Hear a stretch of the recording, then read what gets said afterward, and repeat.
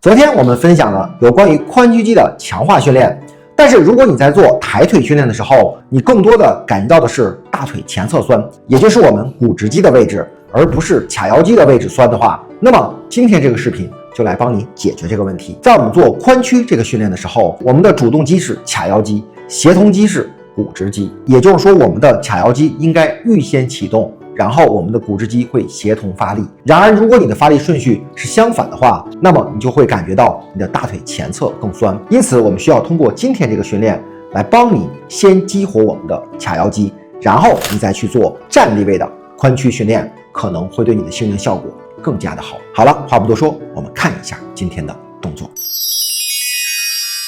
我们仰卧到垫子上，屈髋屈膝，在我们训练侧的膝窝夹一个瑜伽小球，然后先把我们的腿抬起，大腿垂直于地面即可。吸气不动，呼气，让我们以髋关节为轴，慢慢将我们的脚趾去轻触垫子。当你的脚碰到垫子的时候，吸气，轻轻的抬起还原，呼气，缓慢的落下。注意在整个过程中要保持你骨盆的稳定。抬起的时候不要出现我们腰椎的过分屈曲，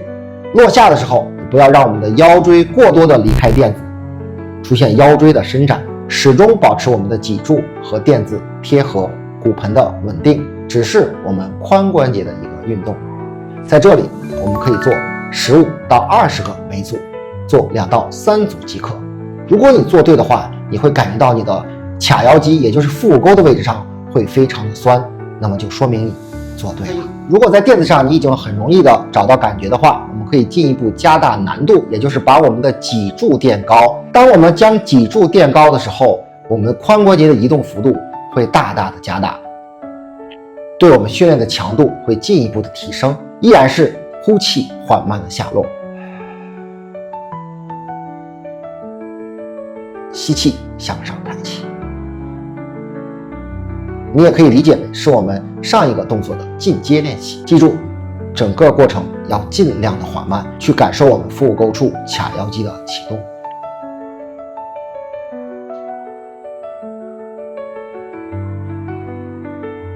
好了，以上就是我们今天的分享。如果你在做上一期我们分享的站立抬腿的练习当中出现了大腿前侧酸的情况的话，那么就先练一练今天这个动作，然后再切换到站立位，相信会对你的训练有更好的帮助。关注老王，做深度思考练习者，我们下期再见。